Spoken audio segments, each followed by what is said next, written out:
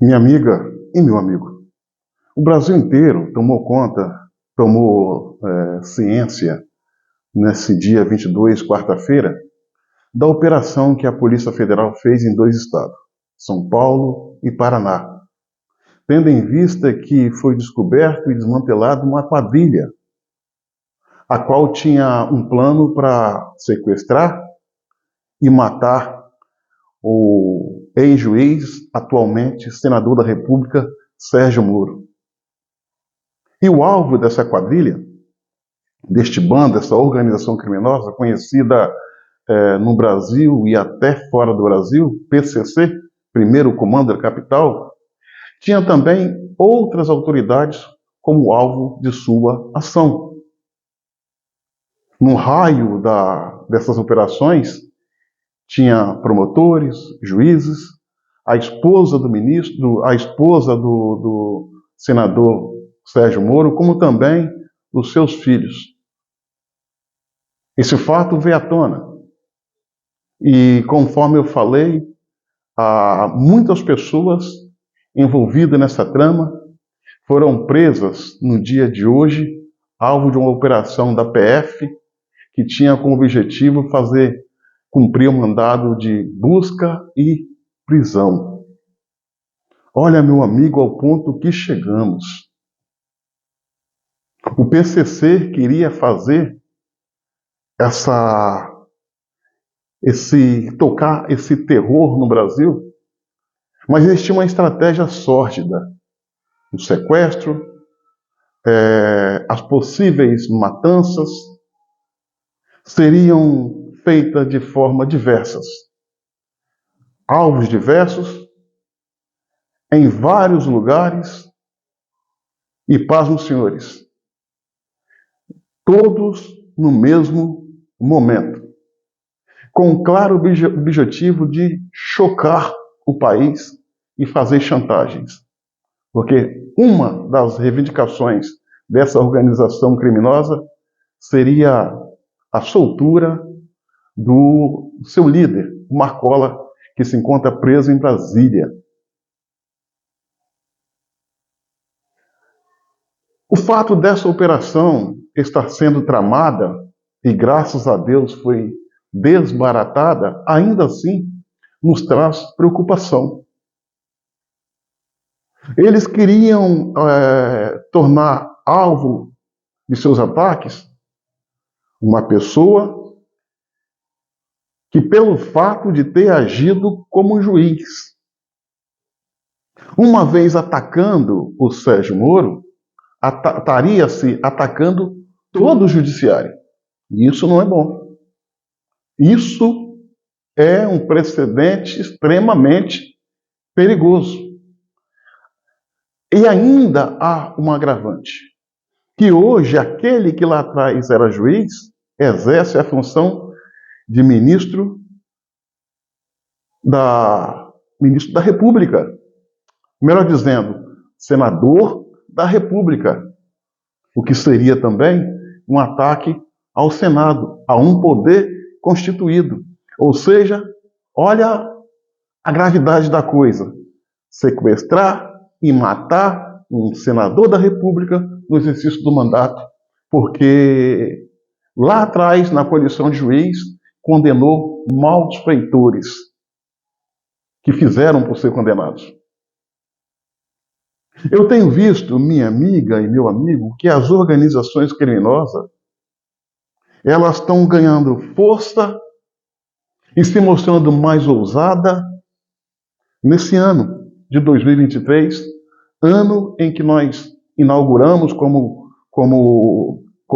capitão da nação o governo de esquerda, o governo de Lula.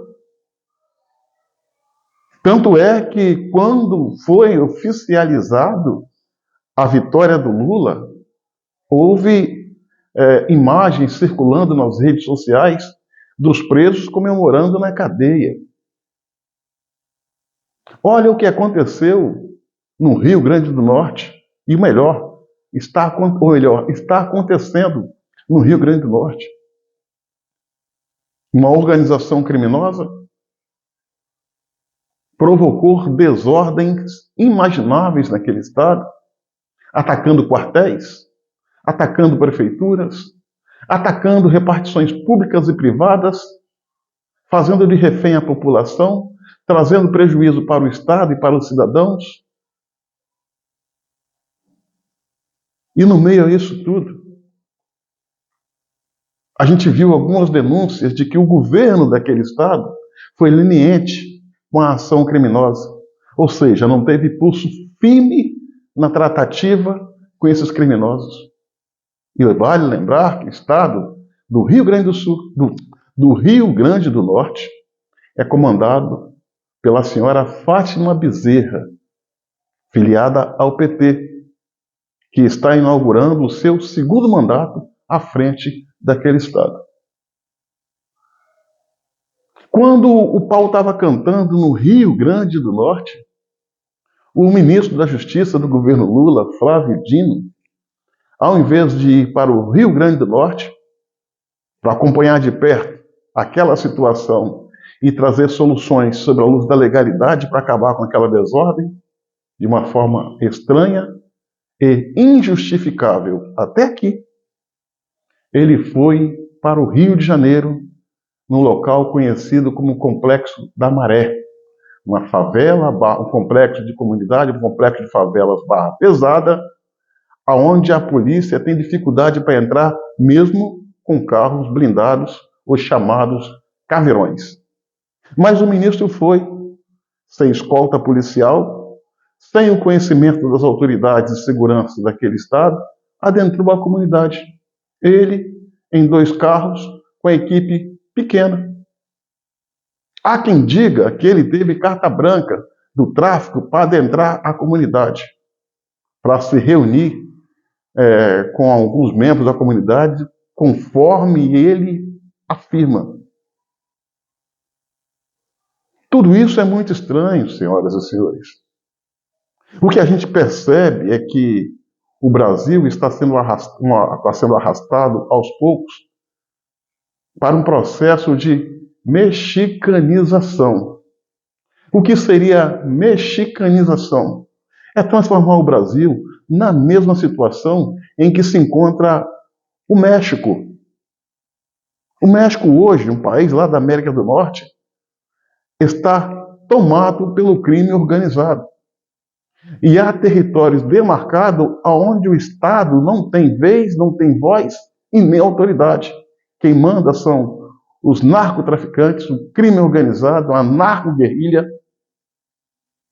E eu sinto que o Brasil, aos passos largos, está seguindo para esse caminho. E é preocupante.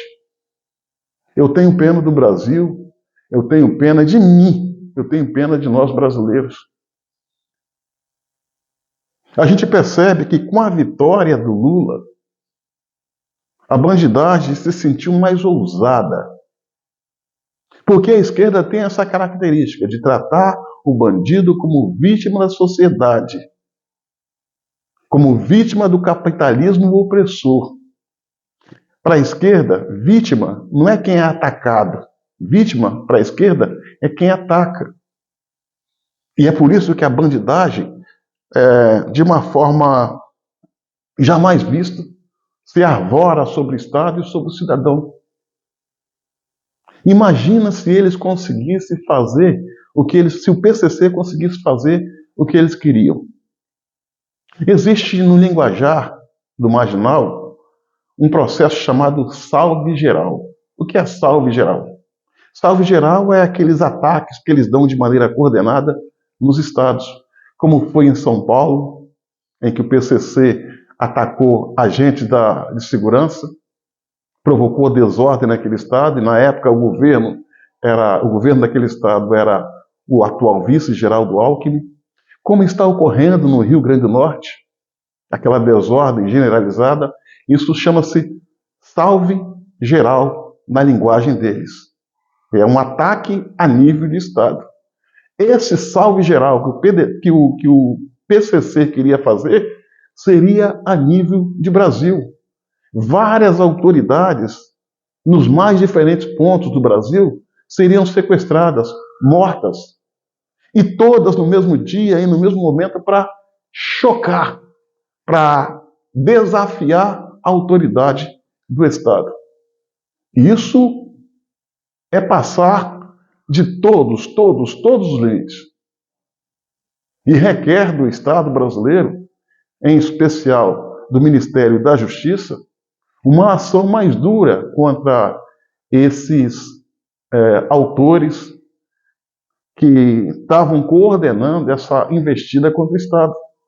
Dar punições duras, separar, dando a eles o tratamento especial, que é o tratamento diferenciado, melhor dizendo, o cumprimento da pena de forma diferenciada, nos presídios federais.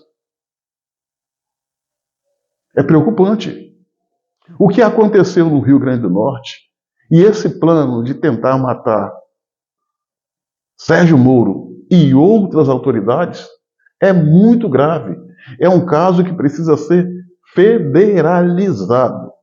E eu, senhores, por Deus, eu não sei se o ministro Flávio Dino está à altura de continuar à frente do Ministério da Justiça para coordenar um processo para botar o Brasil em ordem no tocante ao combate à violência, ao crime organizado, às organizações criminosas. Eu não sei se está. Ele é debochado, ele faz piada com coisa séria. O comportamento dele é, no mínimo, duvidoso. Basta ver a sua entrada na favela da Maré, que não estava na agenda, não era do conhecimento das autoridades de segurança daquele estado e nem tampouco da imprensa. Isso soa mal, fica mal. E os brasileiros não merecem isso. Sem contar que no dia de ontem veio à tona uma fala do presidente Lula que é muito grave. Ele estava dando entrevista para um veículo de comunicação muito ligado ideologicamente a ele. Em dado momento, ele falou que quando se encontrava cumprindo a sua pena em Curitiba, recebia visitas constantes dos procuradores. Que esses procuradores sempre perguntavam a ele se ele estava bem. E ele sempre respondia de uma forma copiosa que não estava bem e que só ia ficar bem quando fudesse o Moro. E o Moro era o juiz na época, responsável pela Operação Lava Jato, que culminou com a prisão do Lula por atos de corrupção. E essa fala foi vista pela imprensa que ele estava entrevistando com galhofas, com risadas, gargalhadas, não levando a fala dele a sério, não levando em conta a gravidade dessa fala. O que ele disse em dado momento, que também está aqui para se vingar, ou seja, um presidente da República que deveria governar para todos, está usando a estrutura do Estado brasileiro, para destilar ódio e espírito de vingança contra aqueles que ele escolheu como inimigos ou adversários. E ele está se arvorando contra um juiz, naturalmente contra o judiciário, por ter o condenado. Eu não quero dizer que esta fala que veio à tona no dia de ontem, proferida por Lula, tenha conexão com a ação que estava em andamento para matar o Sérgio Moro. Não estou dizendo isso. Não estou dizendo nem que sim e nem que não. Eu prefiro acreditar que não, que a fala do presidente foi uma fala infeliz, irresponsável, inconsequente, uma grosseria, indigna de um presidente, mas que deva ter sido uma infeliz coincidência. Ele falar essas asneiras no dia de ontem e no dia de hoje tem uma operação desbaratando uma organização criminosa que tentava matar, que tinha planos de matar o senador Sérgio Moro e outras autoridades. Acredito que possa ser apenas uma infeliz coincidência. Mas essa fala, ela serve como combustível para os militantes incautos e radicais tomar isso como um sinal, como uma ordem velada e colocar em prática. Tudo que nós precisamos é de paz. O próprio Lula fez campanha falando em paz. Quando ganhou as eleições, falou que o amor venceu. Mas só que o discurso dele não tem nada a ver com a realidade. O que a gente está vendo por parte do senhor, desse senhor, é apenas ódio, raiva, bires, desejo de vingança. Tanto é que ele nem desceu do palanque, ele ainda continua no palanque fazendo política rasteira e pequena. Não desceu do palanque para governar esse país. E é por essa razão que nós estamos com a economia em frangalhos, violência crescendo, o crime organizado se fortalecendo, empresas fechando, desemprego aumentando. Vivemos numa situação de medo e incerteza por causa de um governo ou desgoverno que está completamente perdido, deslocado da realidade, ao invés de governar o país, está usando a máquina do país para fazer vingança e fazer valer o seu plano de poder e nada mais. Fato é que o Brasil pede socorro. Tudo o que nós não queremos, não precisamos e não merecemos é que o Brasil se torne em um México, em que o Brasil passe por um processo e chegue a esse objetivo, um processo de mexicanização. Precisamos tratar bandido como bandido, trabalhador como trabalhador. Caso contrário, a situação aqui vai ficar desesperadora. E o presidente Lula tem essa missão e obrigação: pacificar o país, fazer valer as leis, mas, acima de tudo, dar bons exemplos, coisa que ele não está fazendo.